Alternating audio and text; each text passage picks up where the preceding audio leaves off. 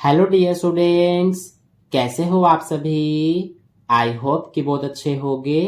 तो आज के इस वीडियो में हम कक्षा 10 का प्रश्नावली 1.1 का क्वेश्चन नंबर 6 को सॉल्व करेंगे। क्वेश्चन नंबर 6 में हमसे क्या कहा गया है, व्याख्या कीजिए कि ये जो संख्या दिया गया है और ये जो संख्या दिया गया है भाज्य संख्याएं क्यों है। ठीक है, तो देखिए यहाँ पर हमें दो संख्याएं दिया गया है इस क्वेश्चन में। एक तो ये हमारा एक संख्या है। अब आप सोचेंगे कि ये एक संख्या कैसे है, इसमें तो टोटल 4 संख्याएं दिख रही हैं। तो देखिए यहाँ पर 7 गुणा में 11 गुणा में 13 प्लस में 13 है। तो यहाँ पर इनका गुणा करके प्लस 13 कर देंगे तो ये पूरा एक संख्या ही तो बनेगा, है ना। ऐसे ही ये पूरा भी देखिए यहाँ तक गुणा हो रहा है, फिर प्लस 5 हो रहा है। तो इसको भी अगर हम सॉल्व करेंगे तो ये पूरा भी एक संख्या बन जाएगा।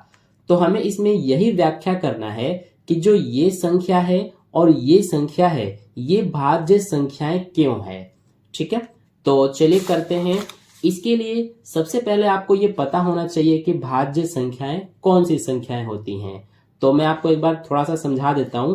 तो देखिए सबसे पहले हम भाज्य संख्याएं समझ लेते हैं। तो भाज्य संख्याएं हमारी वे संख्याएं होती हैं जिनके 2 से ज्यादा गुणनखंड हो, यानी कि किसी भी संख्या का अगर 2 से ज्यादा गुणनखंड होता है तो वो हमारी भाज्य संख्याएं होती है। जैसे देखिए यहाँ पर मैंने एक संख्या ले लिया एग्जाम्पल के लिए 6। तो 6 के जब हम गुणनखंड लिखेंगे तो क्या क्या गुणनखंड होंगे। 6 का एक गुणनखंड तो ये खुद होगा 6, इसके अलावा 2 हो जाएगा, इसके अलावा 3 हो जाएगा और 1 भी हो जाएगा। तो यहाँ पर आप क्या देख रहे हैं कि 6 के 4 गुणनखंड हो गए, यानी कि 2 से ज्यादा हो गए।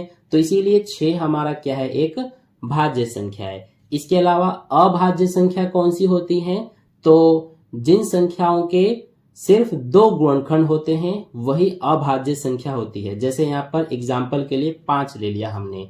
5 का जब हम गुणनखंड करेंगे तो सिर्फ यही संख्या 5 होगा और इसके अलावा 1 होगा, यानी कि यही 2 गुणनखंड होंगे। तो इसीलिए किसी भी संख्या का अगर सिर्फ 2 गुणनखंड हो तो वो अभाज्य संख्या होता है, और किसी भी संख्या का अगर 2 से ज्यादा गुणनखंड हो, 2 से ज्यादा कितना भी हो सकता है, तो वो हमारा भाज्य संख्या होता है। ठीक है, तो इतना आपको समझ में आ गया होगा। अब हमें क्वेश्चन में पहला संख्या क्या दिया हुआ है, पहला हमें ये पूरा दिया हुआ है, यानी कि यहाँ पर हम लिख लेते हैं हमें 7 गुणा में 11 गुणा में 13 प्लस 13 दिया हुआ है। तो ये अब भाज्य संख्या क्यों है इसकी व्याख्या अब हम करेंगे। तो कैसे करेंगे, देखिए ये 7 से लेकर 13 तक ये पूरा क्या है गुणा में, फिर प्लस में क्या है 13। तो ये पूरा एक टर्म हो गया, यानी एक पद हो गया, और ये प्लस में 13 ये दूसरा पद हो गया। तो जब भी इस तरह से संख्या दिया गया होता है तो ये जो गुणा वाला पूरा है इसमें देखिए इसमें भी 13 है और प्लस में यहां पर भी 13 है। तो इन दोनों में से यानी इसमें से और इसमें से हम 13 को कॉमन लेंगे। तो यहां पर हमने 13 कॉमन ले लिया।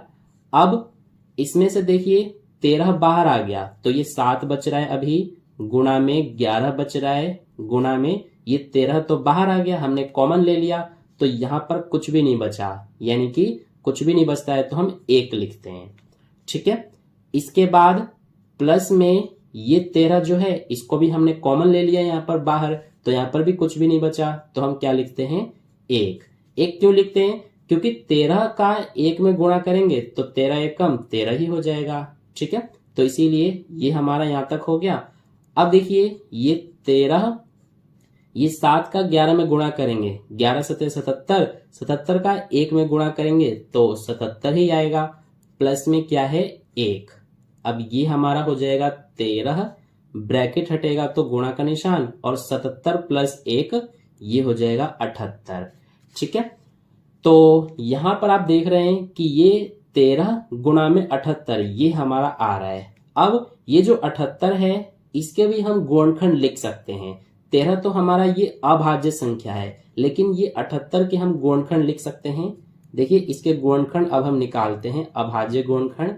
सबसे पहले ये 2 के पहाड़े से जाएगा कितनी बार में, 39 बार में। फिर ये 3 के पहाड़े से जाएगा 13 बार में और ये अब 13 के पहाड़े से जाएगा 1 बार में। तो 78 के गुणनखंड ये आ गए। 13 को तो हम एज इट इज लिख देंगे, गुणा में 78 की पर हम इसको लिखेंगे 2 गुणा में 3 गुणा में 13। तो यहां से अब आप क्या देख रहे हैं कि जो हमें ये संख्या दिया गया था क्वेश्चन में, तो इस संख्या का ये देखिए इतने सारे गुणनखंड बन रहे हैं, है ना। तो हम क्या कह सकते हैं अब कि ये हमारी जो संख्या है ये भाज्य संख्या है, क्योंकि देखिए अभी मैंने आपको यहां पर समझाया कि भाज्य संख्या के 2 से ज्यादा गुणनखंड होते हैं। तो यहां पर देखिए यही हमारे 4 गुणनखंड हो गए, इसके अलावा इस संख्या का एक गुणनखंड होगा और इसके अलावा इस संख्या को सॉल्व करेंगे तो जो संख्या आएगा हमारा एक संख्या वो भी इसका गुणनखंड होगा। यानी कि कुल मिलाकर हम ये कह सकते हैं कि इस संख्या का 2 से ज्यादा गुणनखंड हमारा बन रहा है, यहां पर आप देख सकते हैं। ठीक है, तो इसीलिए यहां पर अब हम लिख देंगे कि यह भाज्य संख्या है। क्यों है इसका रीजन लिखेंगे हम, क्योंकि इसके 2 से अधिक गुणनखंड संभव है। तो इस तरह से हमें करके दिखाना था। ठीक है, ये पूरा रफ वर्क है, फेयर हमारा ये है। तो ये हो गया हमारा। इसके अलावा क्वेश्चन में हमें एक और संख्या दिया हुआ है, ये देखिए ये रहा पूरा 7 गुणा 6 गुणा 5 गुणा 4 गुणा 3 गुणा 2 गुणा 1 प्लस 5। तो इसको भी अब हम कर लेते हैं। हमें क्या दिया हुआ है उसको लिख लेते हैं, 7 गुणा 6 गुणा 5 गुणा 4 गुणा 3 गुणा 2 गुणा 1 प्लस 5। अब देखिए यहां से लेकर यहां तक ये पूरा गुणा है, यानी कि गुणा में है, और इसमें ये देखिए 5 है और प्लस में भी 5 है। तो इसीलिए इस पूरे में से और इसमें से हम क्या करेंगे, 5 को इस बार कॉमन लेंगे। तो 5 हमारा ये बाहर यानी कि कॉमन आ गया। अब इसमें क्या बचा, ये 7 बचा, गुणा में 6 बचा, गुणा में ये 5 तो हमने कॉमन ले लिया यानी बाहर ले लिया, तो यहां पर क्या बचेगा 1, गुणा में ये 4 बच रहा है, 3 बच रहा है, 2 बच रहा है और 1, प्लस में ये 5 को भी हमने यहाँ पर कॉमन ले लिया है, तो यहाँ पर क्या बचा 1 बचा। अब यहां से इसको सॉल्व करेंगे तो सबसे पहले ये 5 और यहां से क्या करेंगे हम कि ये देखिए यहां तक ये गुणा हो रहा है, 7 6 1 4 3 2 और 1, इनका जब हम गुणा करेंगे तो हमारा आंसर आएगा 1008, प्लस में क्या है 1। अब यहां से देखिए ये 5 1008 और 1 को जोड़ेंगे तो 1009 हो जाएगा और ब्रैकेट हटेगा तो गुणा का निशान और ये 1009। तो यहां पर देखिए जो हमारी ये संख्या है इसका 5 और 1009 ये 2 गुणनखंड हो गए। इसके अलावा इस संख्या का एक गुणनखंड होगा और इसके अलावा इसको जब सॉल्व करेंगे तो जो संख्या आएगा वो भी इसका गुणनखंड होगा, यानी कि इसके टोटल 4 गुणनखंड हो गए। तो इसीलिए इसके अगर 2 से ज्यादा यानी कि 4 गुणनखंड हो गए तो ये भी हमारा एक भाज्य संख्या है। तो इसीलिए यहां पर हम लिख देंगे यह भाज्य संख्या है। ठीक है, और आगे क्या लिखेंगे हम, क्योंकि इसके 2 से अधिक गुणनखंड है। तो इस तरह से ये हो गया हमारा दूसरा वाला, यानी कि क्वेश्चन नंबर जो 6 है इसका पूरा सॉल्यूशन कंप्लीट हो गया। आई होप आपको ये समझ में आ गया अच्छे से। अगर फिर भी कहीं पे कोई डाउट है तो आप मुझसे कमेंट करके पूछ सकते हैं, मैं आपको समझा दूंगा। तो अगर आपको वीडियो अच्छा लगा है तो वीडियो को एक लाइक जरूर कर देना और अपने दोस्तों के साथ भी शेयर कर देना और चैनल को सब्सक्राइब करके बेल आइकन प्रेस कर लेना ताकि नेक्स्ट क्वेश्चन के सॉल्यूशन की वीडियो जैसी अपलोड की जाए सबसे पहले आप तक पहुंच जाए। तो फिर मिलते हैं नेक्स्ट वीडियो में, तब तक के लिए